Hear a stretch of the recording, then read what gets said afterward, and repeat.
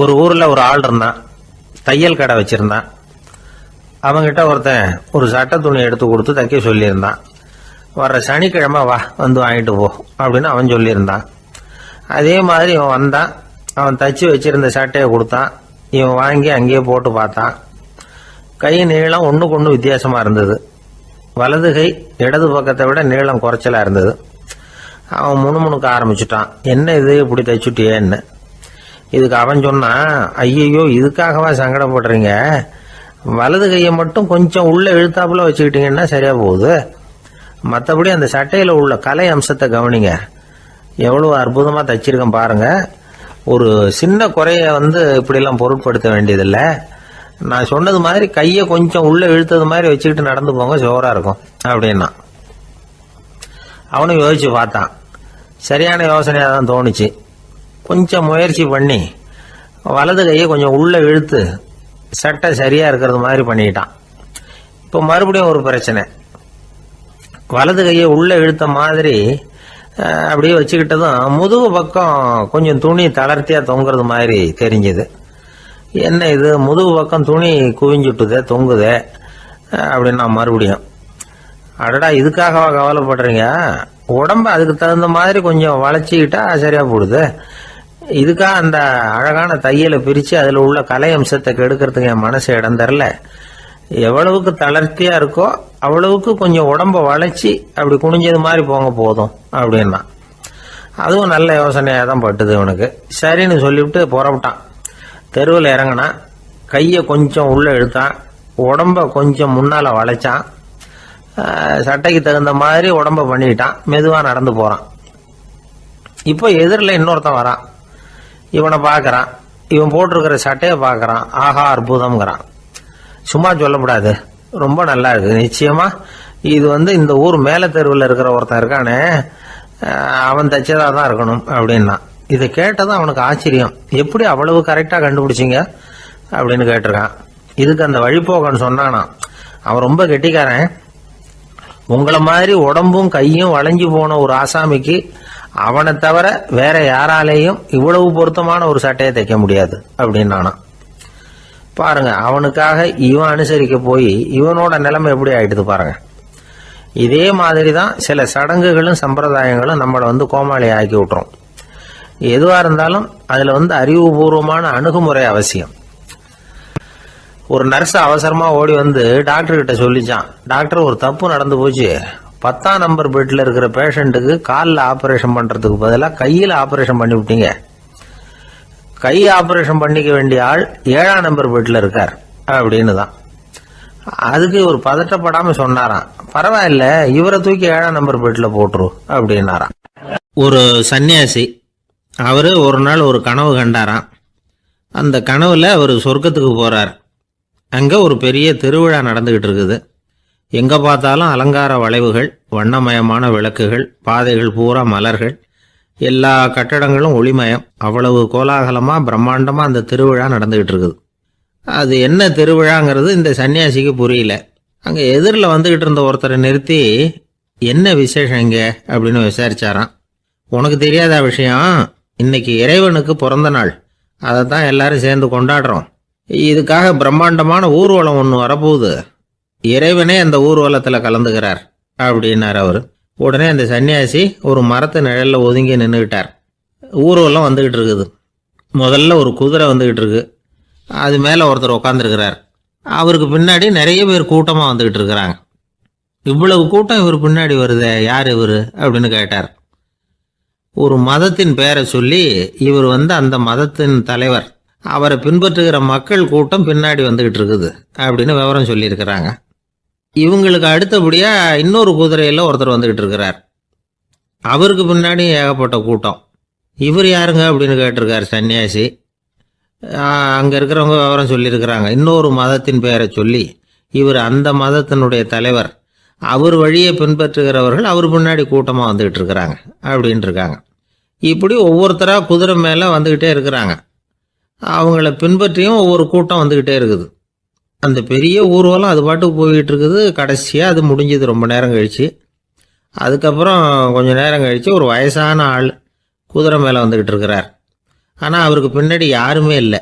அவர் பரிதாபமாக தனியாக வந்துக்கிட்டு இருக்கிறார். அவர் அந்த ஊர்வலத்தை சேர்ந்தவரா இல்லையாங்கிறதே தெரியல. இவர் யார், இவர் ஏன் இப்படி தனியாக வந்துக்கிட்டு இருக்கிறார் அப்படின்னு கேட்டிருக்கார் அந்த சன்னியாசி. என்னது இப்படி கேட்குறீங்க? இவர் தான் கடவுள், இவருக்காக தான் இன்னைக்கு இந்த ஊர்வலமே நடக்குது, இவருக்கு தான் இன்னைக்கு பிறந்த நாள், முன்னாடி போகிற ஊர்வலம் பூரா இவருடைய பிறந்த நாளை கொண்டாடுறதுக்காக தான் அப்படின்ட்டுருக்காங்க.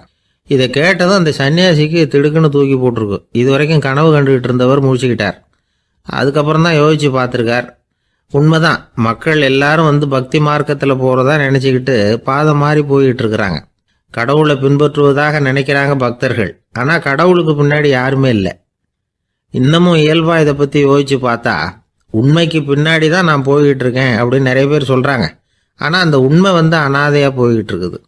அப்படி ஆயிட்டுது உலகம். இந்த காலத்துலேயும் ஒரு ஊர்வலம், ஒரு பெரிய மனுஷருக்கு பிறந்த நாள் விழா. அவர் குதிரை மேலே ஏறி முன்னாடி போய்கிட்டு இருக்கிறார். அவருக்கு பின்னாடி ஒரு 100 பேர் தொண்டர்கள் அவங்க பாட்டுக்கு போகிறாங்க. எல்லாம் பணம் கொடுத்து ஏற்பாடு பண்ணவங்க, எல்லாம் பணம் வாங்கிட்டு முன்னாடி போயிட்டு இருக்கிறாங்க. கொஞ்சம் தூரம் நடந்ததும் கால் வலிக்க ஆரம்பிச்சுட்டுது. ஒவ்வொருத்தரும் அப்படியே ஒதுங்க ஆரம்பிச்சிட்டாங்க.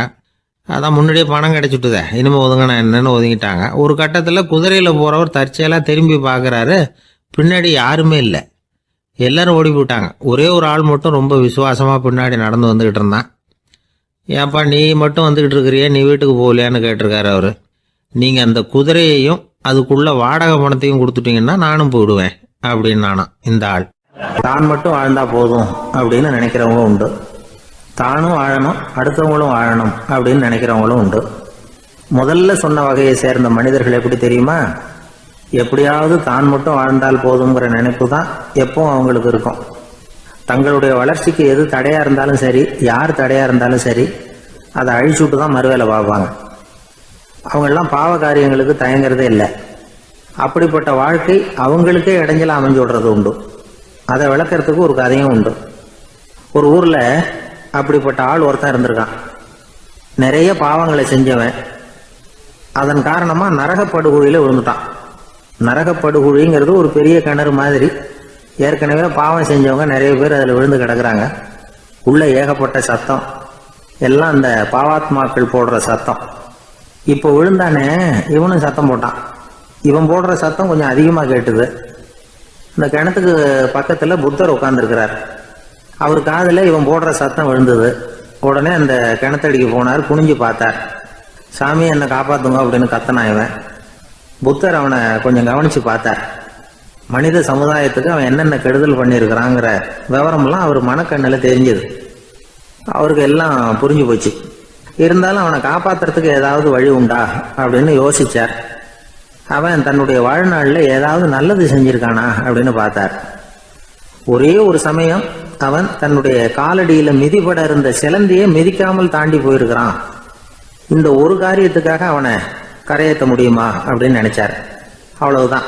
உடனே அவர் கையில் ஒரு சிலந்தி வந்து உட்காந்துதான். அதுகிட்ட இருந்து நூல் இழை வெளிவர ஆரம்பிச்சது. அந்த நூல் இழை கிணற்று ஆழம் வரைக்கும் அப்படியே நீண்டுகிட்டே போச்சான். புத்தர் பார்த்தார். இந்த நூலை பிடிச்சிக்கிட்டு மேலே ஏறி வா அப்படின்னார். என்னங்க சொல்றீங்க, இந்த சிலந்தி நூல் என்ன தாங்குமான்னு கத்தனான். எல்லாம் தாங்கும், அதை பிடிச்சிக்கிட்டு ஏறி வா அப்படின்னார்.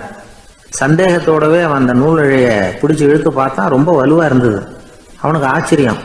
அதை பிடிச்சிக்கிட்டே மெதுவாக மேலே ஏறி வர ஆரம்பிச்சிட்டான். பாதி தூரம் ஏறி வந்திருப்பான்.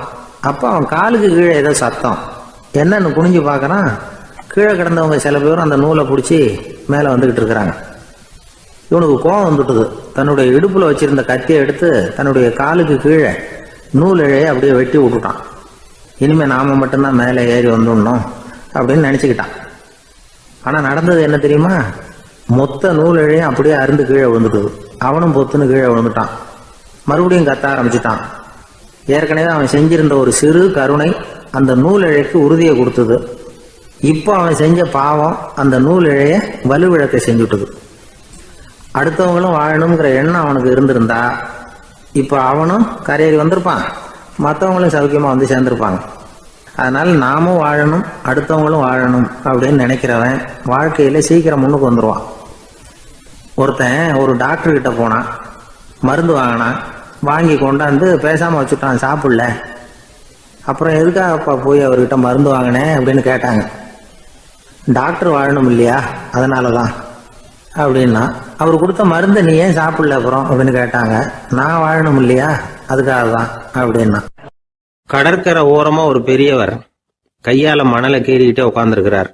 என்னத்தையும் தேடிட்டு இருக்கிறது மாதிரி தெரிஞ்சது. மெதுவா கிட்டத்துல போய் என்னத்தை தேடிட்டு இருக்கிறீங்க அப்படின்னு கேட்டோம். அவரு சாவகாசமா நிமிந்து பார்த்து நிம்மதியை தேடிட்டு இருக்கிறேன்னார். நாங்க ஒரு மாதிரி ஆயிட்டோம். இருந்தாலும் சமாளிச்சுக்கிட்டு, சார் மணல்ல கிழிஞ்சல் தான் கிடைக்கும், நிம்மதி கிடைக்காது அப்படின்னோம். சரி, இன்னைக்கு வசமா நம்ம கிட்ட ஒரு ஆள் மாட்டிக்கிட்டார் அப்படின்னு நினைச்சு அவர் பக்கமா போய் உட்காந்துக்கிட்டு கதை சொல்ல ஆரம்பிச்சிட்டோம். ஒரு பெரிய மன்னர் இருந்தார். அவருக்கு எல்லா வசதியும் இருந்தது. இருந்தாலும் ஒரே ஒரு குறை.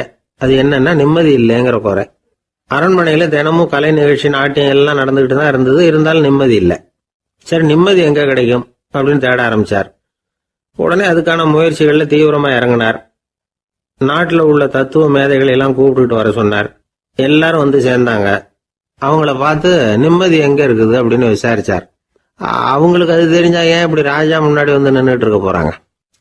ராஜாவோட கேள்விக்கு ஒவ்வொருத்தரும் ஒவ்வொரு மாதிரி விளக்கம் கொடுக்க ஆரம்பிச்சிட்டாங்க. எந்த பதிலும் ராஜாவுக்கு திருப்தி அளிக்கக்கூடிய அளவுக்கு இல்லை. சரி, போயிட்டு வாங்கன்னு சொல்லி அவங்கள எல்லாம் அனுப்பி வச்சுட்டார். ஒரு நாள் அவர் மாளிகையில உப்பருகையில நின்றுட்டு இருக்கிறார். அந்த சமயத்துல தெருவில் ஒரு பிச்சைக்காரன் ரொம்ப உல்லாசமா பாட்டு பாடிக்கிட்டே போயிட்டு இருக்கிறான். குரல்ல ஒரு சந்தோஷம், நடையில ஒரு மிடுக்கு. அவங்ககிட்ட கொஞ்சம் கூட கவலை இருக்கிறதா தெரியல. உடனே ராஜா அதை பார்த்தார். ஏவலாளிகளை கைதட்டி கூப்பிட்டார். உடனே ஓடி போய் அந்த பிச்சைக்காரனை இங்க அழைச்சிட்டு வாங்கன்னு உத்தரவு போட்டார். இவங்க உடனே ஓடி போய் அவனை கூப்பிட்டாங்க. அரண்மனைக்கு வாழ்ந்தாங்க. அவன் வரல. அரண்மனைக்கு உள்ள அடி எடுத்து வைக்க மாட்டேன்னு சொல்லிவிட்டான். ராஜா கிட்ட விஷயத்தை சொன்னாங்க. அவருக்கு ரொம்ப ஆச்சரியம், இப்படி ஒரு ஆள் இருக்கிறானா அப்படின்னு. சரி, அவன் என்னதான் சொல்றான் அப்படின்னு விசாரிச்சார். இவங்க மறுபடியும் தெருவுக்கு போய் கேட்டாங்க. என்ன பார்க்கணும்னா ராஜா விருப்பப்பட்டாருன்னா அவரை வேணும்னா இங்க வர சொல்லுங்க அப்படின்னு சொல்லிவிட்டான். அதை ராஜா கிட்ட சொன்னாங்க. அவருக்கு கோபம் வரல. இவ்வளவு சுதந்திர உணர்வோடு இருக்கிறவன் சாதாரண ஆளா இருக்க முடியாது அப்படின்னு நினைச்சார். உடனே கிடுகிடுன்னு இறங்கி தெருவுக்கு வந்தார். பிச்சைக்காரங்கிட்ட போனார். நீ கவலைப்படாம சந்தோஷமா பாடிட்டு போறியே, அது எப்படி முடியுது உன்னால அப்படின்னு கேட்டார். ஏன் அப்படி கேக்குறீங்கன்னு அவன், அதுக்கு இல்ல, எனக்கு அரண்மனையில எவ்வளவோ சுகபோகங்கள்லாம் இருக்கு, இருந்தாலும் நிம்மதி இல்லை. இது ஏன்னு எனக்கு தெரியல. இந்த தேசத்துல உள்ள அறிஞர்களை எல்லாம் கூப்பிட்டு கேட்டு பார்த்துட்டேன், அவங்களுக்கும் தெரியல. உன்னை கேட்டா தெரியும்னு நினைச்சேன், அதனாலதான் சந்திக்கிறதுக்கு ஆசைப்பட்டேன். ஆனா நீ வரமாட்டேன்னுட்டியே அப்படின்னார். பிச்சைக்காரன் கடகடன்னு சிரிக்க ஆரம்பிச்சுட்டான். மகிழ்ச்சிக்கும் உங்களுக்கும் தடையா இருக்கிறது இந்த மாளிகை தான். இதை விட்டுட்டு வெளியில வந்துட்டா நிம்மதி தேடிட்டு வந்துரும்னா. நான் அரசன், எனக்குன்னு கடமைகள் இருக்கு, அதையெல்லாம் விட்டுட்டு எப்படி வர முடியும்னார் ராஜா. ரெண்டும் ஒரே நேரத்துல கிடைக்கணுங்கிறது முடியாத காரியம். உங்க சுகபோகத்துக்கு விலையாதான் உங்க நிம்மதியை கொடுத்துக்கிட்டு இருக்கிறீங்க. என்ன பாருங்க, என்கிட்ட எதுவும் இல்லை, அதனால எதுவும் போயிடுமோங்கிற பயமும் இல்லை, நிம்மதியா இருக்கிறேன் அப்படின்னா அவன். ராஜா உடனே சந்தோஷப்பட்டு தன்னுடைய மேலங்கியை எடுத்து அவனுக்கு பரிசா கொடுத்தாரான். அவன் சிரிச்சுக்கிட்டே அதை வாங்க மாட்டேன்னு விட்டானான். இதை நீங்க எனக்கு கொடுக்கறதுனால எந்த பயனும் இல்லை, அதே நேரத்துல அதை வாங்கிட்டேன்னா அடுத்த வினாடியிலிருந்து அதை எப்படி காப்பாத்துறதுங்கிற கவலை எனக்கு சேர்ந்துடும். அப்புறம் தூக்கம் வராது, நிம்மதி போயிடும் அப்படின்னானா. சொல்லிவிட்டு அவன் பாட்டுக்கு சந்தோஷமா பாடிக்கிட்டே போயிட்டான். நிம்மதி எங்க இருக்குங்கிறதையும் ராஜா தெரிஞ்சுக்கிட்டார். அந்த இடத்துக்கு தன்னால போக முடியாதுங்கிறதையும் அவர் புரிஞ்சுக்கிட்டார். இப்படி இந்த கதைய அந்த கடற்கரையில மணலை கீறிக்கிட்டே உட்கார்ந்துருந்தார அந்த பெரியவர்கிட்ட சொல்லி முடிச்சோம். அவர் முகத்துல ஒரு தெளிவு தெரிஞ்சது. எங்களை நிமிர்ந்து பார்த்தார். ரொம்ப நன்றிங்க, இப்ப எனக்கு தெரிஞ்சு போச்சு, நிம்மதி வேணும்னா அதுக்கு என்ன பண்ணணும்னு இப்ப நல்லா புரிஞ்சுக்கிட்டேன் அப்படின்னார். என்ன புரிஞ்சுக்கிட்டீங்கன்னு கேட்டோம். இனிமே இந்த பக்கம் வந்தா உங்க கண்ணுல படாத இடமா பார்த்து உட்காரணும்னு புரிஞ்சுக்கிட்டேன் அப்படின்னார். ஒரு ஊர்ல ஒருத்தர் இருந்தார், ரொம்ப நல்லவர். யாருக்காவது ஏதாவது கொடுத்துக்கிட்டே இருப்பார், கொடையாளி. தினமும் யாராவது ஒருத்தருக்கு ஏதாவது கொடுக்கலன்னா அவருக்கு தூக்கம் வராது, அப்படி ஒரு பழக்கம். அது மட்டும் இல்ல, அவர் கொடுக்கறது அடுத்தவங்களுக்கு தெரியாது, அவ்வளவு ரகசியமா அதை கொடுப்பார். வலது கை கொடுக்கறது இடது கைக்கு தெரியக்கூடாதுன்னு சொல்லுவாங்கல்ல, அது மாதிரி அவர். ஒரு நாள் ராத்திரி அவர் ஏற்கனவே தயாரா கட்டி வச்சிருந்த பணம் முடிச்ச கையில எடுத்துக்கிட்டு வீட்டை விட்டு வெளியில வந்தார். தெருவில் இறங்கி நடந்தார். இன்னைக்கு யாருக்கு தர்மம் செய்யறது அப்படின்னு யோசனை பண்ணிட்டு இருட்டில் நடந்து வந்துகிட்டு இருக்கிறார். யாரோ ஒருத்தர் எதிரில் வர்றது மாதிரி தெரிஞ்சுது. உடனே அவர் கிட்ட போனார். தன்கிட்ட இருந்த பணம் முடிச்சு அவசரமா அவர் கையில திணிச்சுட்டு திரும்பி வந்துட்டார். அப்பாடா, ஒரு வழியாக யாருக்கும் தெரியாமல் இன்னைக்கு தர்மம் பண்ணியாச்சு அப்படிங்கிற மகிழ்ச்சி, மன நிறைவு அவர் முகத்தில். நிம்மதியாக தூங்கினார். அப்புறம் எழுந்திரிச்சார். மறுநாள் காலையில் ஊர் பூரா ஒரே பேச்சு.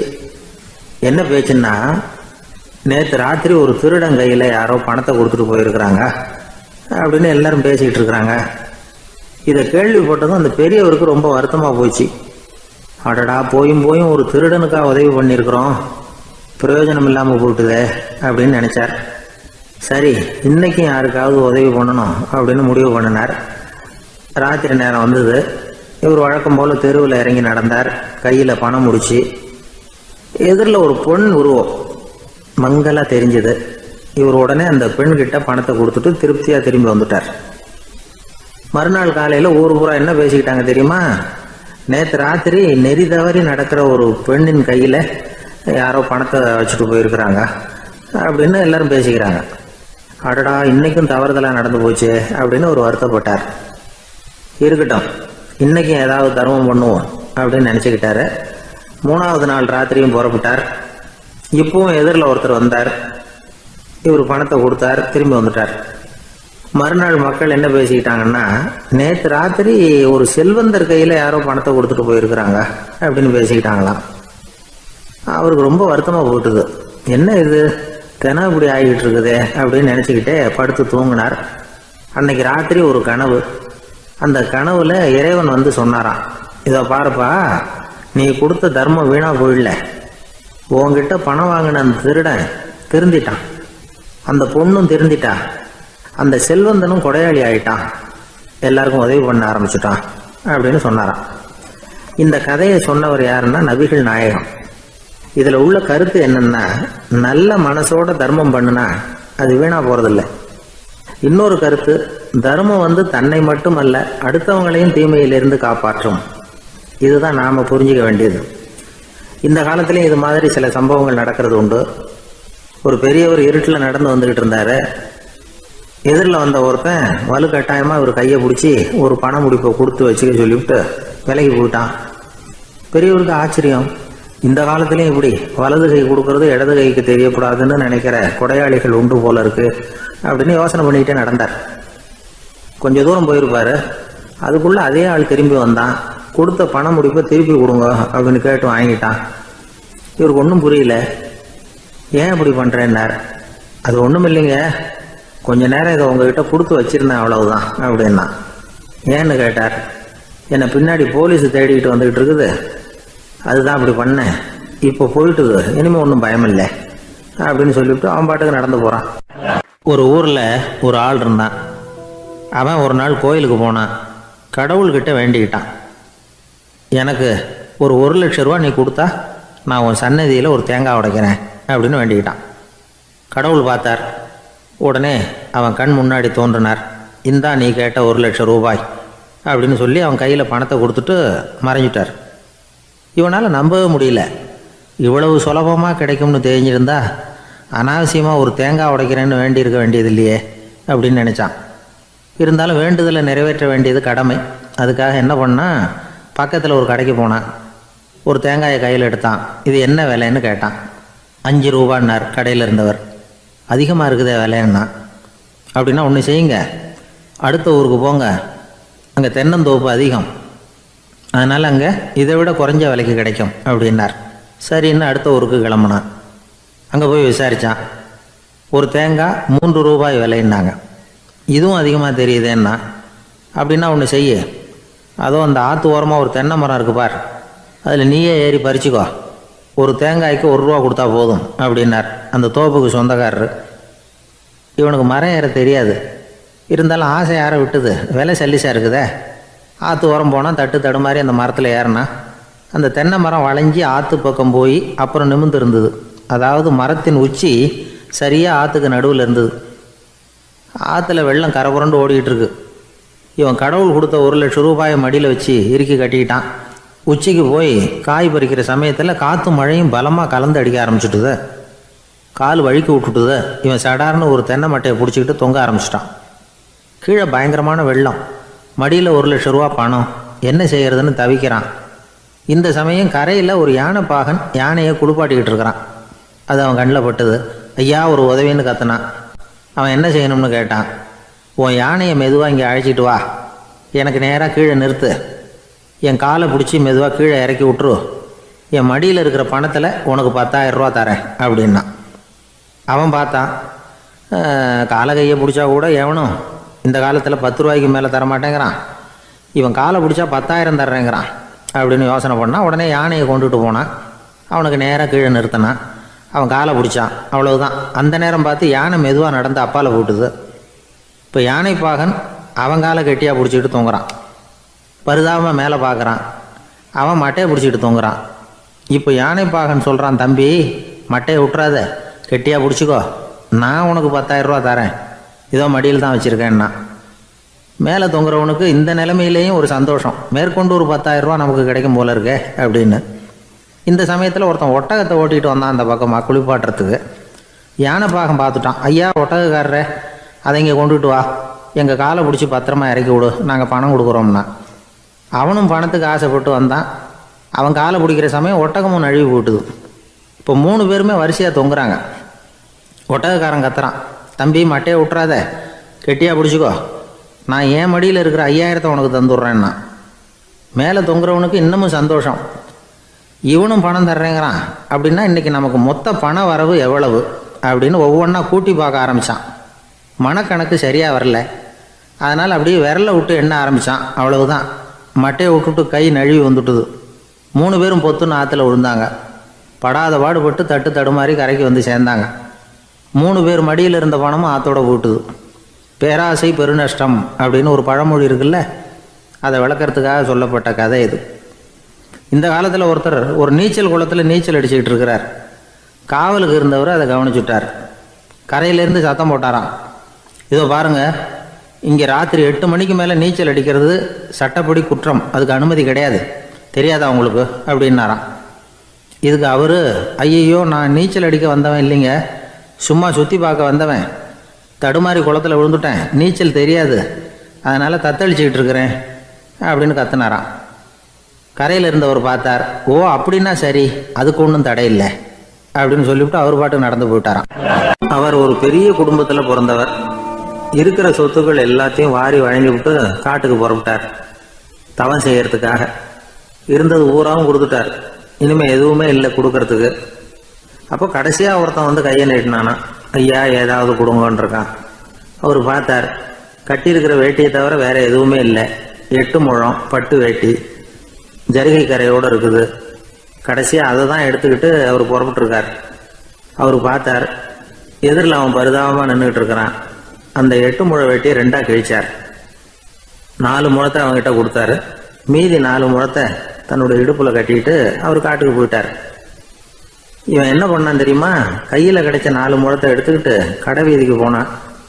பழைய பட்டு வேட்டி ஜரிகை இதெல்லாம் விலைக்கு வாங்குற வணிகர் ஒருத்தர் இருக்கார், அவர்கிட்ட போனான். இதை விலைக்கு எடுத்துக்கிறீங்களா அப்படின்னு கேட்டிருக்கான். அவர் வாங்கி பார்த்துருக்கார். ஆஹா, இது ரொம்ப அருமையான வேட்டி, விலை உயர்ந்த ஜருகை, இது ஏது உனக்கு அப்படின்னு கேட்டாரான். அவன் நடந்தது சொல்லியிருக்கான்.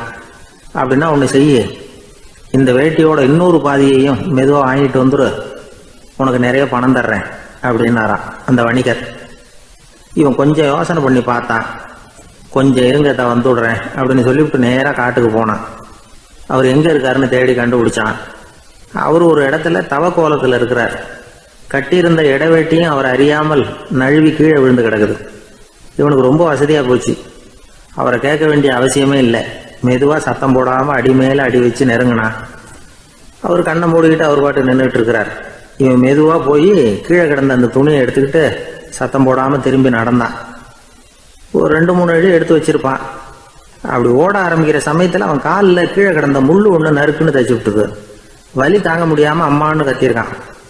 இந்த சத்தத்தினால கண்ணை மூடி நின்றுகிட்டு இருந்த அவரோட தவம் கலைஞ்சது. மெல்ல கண்ணை திறந்து பார்க்குறார். தன் இடையில இருந்த வேட்டி அவன் கையில் இருக்கு. இப்போ அவர் நினைக்கிறார், என்ன நினைக்கிறாருன்னா, இந்த வேட்டி மீது நான் வைத்த ஆசை அல்லவா அவனை திருடனாக ஆக்கி விட்டது அப்படின்னு நினைச்சாராம். இந்த வேட்டி மேல நாம வச்ச ஆசை அவனை திருடும்படி ஆக்கிவிட்டதே அப்படின்னு நினைச்சாராம். இது எப்பேற்பட்ட மனநிலை அப்படிங்கிறத கொஞ்சம் யோசனை பண்ணி பாருங்க. தான் ஒரு பொருள் மேல வச்ச பற்று இன்னொரு மனிதன் திருடனாக ஆகிறதுக்கு காரணம் ஆயிட்டுதேன்னு நினைக்கிறார். அப்படி நினைச்ச அந்த பெரியவர் யார் தெரியுமா? அவர் தான் மகாவீரர். இழந்துட்டேங்கிறிய, நீ என்னத்தை கொண்டுகிட்டு வந்த எங்க இழந்துடுறதுக்கு? நீ என்னத்தை உண்டாக்குன இது அழிஞ்சுட்டுதுன்னு சொல்றதுக்கு? இதுதான் அவருடைய சிந்தனை. இன்றைக்கு நம்ம சிந்தனையெல்லாம் வேற மாதிரி இருக்குது. ஒருத்தன் நடுத்தருவில் உட்காந்து அழுதுகிட்டு இருந்தான். அந்த வழியா வந்தவர் ஒருத்தர், ஏன்பா அழறேன்னு கேட்டாராம். 5 ரூபா சார், இந்த இடத்துல விழுந்துட்டுது, ரொம்ப நேரமா தேடுறேன், கிடைக்காது போல இருக்கு அப்படின்னு சொல்லிவிட்டு அழறான். எப்போ தொலைஞ்சதுன்னு கேட்டாராம் அவரு. அது எனக்கு தெரியாது சார், பணத்தை தொலைச்சவன் தேடி பார்த்துட்டு போயிட்டான், நான் அவனுக்கு பின்னாடி தேட வந்தவன் அப்படின்னு நானா. இவன் நம்மள மாதிரி ஒரு ஆசாமி, அவன் நம்மள மாதிரியே கற்பனை பண்ணான். அதாவது நாம தான் இந்த உலகத்துல ரொம்பவும் கஷ்டப்படுறோம், மற்றவங்க எல்லாம் சந்தோஷமா இருக்கிறாங்க அப்படின்னு அவன் நினைச்சுக்கிட்டான். அவன் ஒரு நாள் கடவுளை வேண்டிக்கிட்டானா, சுவாமி, இந்த உலகத்துல எவ்வளவோ பேர் இருக்கிறாங்க, ஒவ்வொருத்தருக்கும் ஒவ்வொரு விதமான கஷ்டம் இருக்கலாம், ஒத்துக்கிறேன். இருந்தாலும் எனக்கு அது கொஞ்சம் அதிகமா இருக்கிறது மாதிரி தெரியுது. அதனால நீங்க எனக்காக ஒரு சின்ன உதவி செஞ்சா போதும். அது வேற ஒண்ணும் இல்லை, என்கிட்ட இருக்கிற துயரங்களை இன்னொருத்தர் யாருகிட்டயாவது கொடுத்துருங்க, அவர்கிட்ட இருக்கிற துயரங்களை என்கிட்ட மாத்தி கொடுத்துருங்க. ஒரு மியூச்சுவல் டிரான்ஸ்பர், அவ்வளவுதான். அப்படி பண்ணிவிட்டா போதும் அப்படின்னு வேண்டிக்கிட்டானான். அன்னைக்கு ராத்திரியே அவன் ஒரு கனவு கண்டிருக்கான். வானத்திலிருந்து ஒரு குரல் கேட்டிருக்கு. அது என்ன சொல்லிச்சு தெரியுமா? ஏ ஜனங்களே, எல்லாரும் அவங்க கஷ்டங்களை ஒரு பையில போட்டு எடுத்துக்குங்க, அப்படி எடுத்துக்கிட்டு நேரா இந்த ஊர் எல்லையில இருக்கிற கோயிலுக்கு வந்து சேருங்க அப்படின்னு அந்த குரல். ஆஹா, கடவுள் நம்ம பிரார்த்தனைக்கு செவி சாய்ச்சுட்டார் அப்படின்னு சந்தோஷப்பட்டான் இவன். உடனே என்ன பண்ணா, தன்கிட்ட இருந்த கஷ்டத்தையெல்லாம் ஒரு சாக்கு பையில போட்டு எடுத்துக்கிட்டான். வீட்டை விட்டு வெளியில வந்தான். தெருவில் இறங்கி நடக்கிறான். அங்க பார்த்தா ஏகப்பட்ட பேர் ஆளுக்கு ஒரு பைய தூக்கிக்கிட்டு கோயிலுக்கு போயிட்டு இருக்கிறாங்க. சில பேர் மூட்டையா கட்டி தலையில சுமந்துக்கிட்டு போயிட்டு இருக்கிறாங்க. இவன் பார்த்தான். இவனுக்கு ரொம்ப ஆச்சரியமா இருந்தது. ஏன்னா எல்லாரும் வச்சிருக்கிற பைய இவன் பைய விட பெருசா இருந்தது. இவன் பை தான் இருக்கிறதுலயே கொஞ்சம் சின்னதா தெரிஞ்சது. இப்ப அவன் மறுபடியும் சாமியை வேண்டிக்கிட்டான், கடவுளே, இப்ப உள்ள சூழ்நிலையை கவனிச்சா என்கிட்ட இருக்கிற பைய பரவாயில்லன்னு தோணுது, அதனால வேற பைய எதையும் மாத்த வேணாம், இதுவே பரவாயில்ல, இந்த பையோட திரும்பி வீட்டுக்கு போனா போதும்னு நினைக்கிறேன் அப்படின்னு ஏதோ நினைக்க ஆரம்பிச்சுட்டான் அவன். எல்லாரும் கோயிலுக்கு போய் சேர்ந்தாங்க. கோயில்ல அந்த குரல் மறுபடியும் கேட்டுது. எல்லாரும் அவங்கவுங்க பைகளை சோகத்துல தொங்க விடுங்க, திடீர்னு விளக்குகள் அணையும், மணி அடிக்கப்படும், அதுதான் அடையாளம். அந்த சமயத்துல இருட்டுல உங்களுக்கு வேண்டிய பைய நீங்க மாத்தி எடுத்துக்கலாம், தேர்ந்தெடுத்துக்கலாம். வெளிச்சம் இருக்கிறப்பவே உங்களுக்கு பிடிச்ச பைக்கு பக்கமா பார்த்து நீங்க நின்னுக்கலாம் அப்படின்னு சொல்லி விவரம் சொல்லிச்சான் அந்த குரல். அப்படி சொன்னதுக்கு அப்புறம் திடீர்னு விளக்கு அணைஞ்சுது, மணி அடிச்சுது. கொஞ்ச நேரம் கழிச்சு மறுபடியும் விளக்குகள்லாம் எரிஞ்சுது. இப்போ பார்த்தா எல்லாரும் அவங்கவுங்க பையையே கெட்டியா பிடிச்சிட்டு நிக்கிறாங்க. இவனும் அப்படியே நிக்கிறான். இவன் மெதுவா பக்கத்துல நிக்கிறவங்கிட்ட கேட்டானா, ஏன் நீங்க பைய கையிலேயே வச்சிருக்கிறீங்க, செவுத்துல மாட்டலையா அப்படின்னு கேட்டிருக்கான். இல்லப்பா, நீ ஏன் கையிலேயே வச்சிருக்கிறியோ அதே காரணத்துக்காக தான் நாங்களும் வச்சிருக்கிறோம். நம்ம கவலைகளை பத்தி நமக்கு ஓரளவுக்காவது தெரியும், ஆனா மற்றவங்க கவலைகள் நமக்கு பரிச்சயம் இல்லாதவை, பழக்கம் இல்லாதது. அதனால நமக்கு தெரிஞ்ச கவலைகளை சமாளிக்கிறது சுலபம். தெரியாததை சமாளிக்கணும்னா மறுபடியும் ஆரம்பத்தில இருந்து ஆரம்பிக்கணும். அதனால பழைய நண்பர்களோட வாழறது தான் மேல் அப்படின்னு ஆனான். அதுக்கப்புறம் அவன் தன்னோட பைய போதும்னு வீட்டுக்கு திரும்பி வந்துட்டானான். இது ஒரு பெரியவர் சொல்லி இருக்கிற கதை. அதனால நம்ம கிட்ட இருக்கிற கஷ்டங்கள் தான் பெருசு, அதை இன்னொருத்தங்கிட்ட கொடுத்துட்டு மாத்திக்கலாம் அப்படின்னு நினைக்கிறது தப்பு. இதே மாதிரி இன்னொரு சம்பவம். ஒரு ஊர்ல ஒரு நாள் ராத்திரி ஆகாயத்திலிருந்து கடவுள் குரல் கேக்குது. இந்த ஊர்ல இருக்கிற ஜனங்கள்லாம் கொஞ்சம் கவனிங்க, உங்களுக்கு ஒரு செய்தி.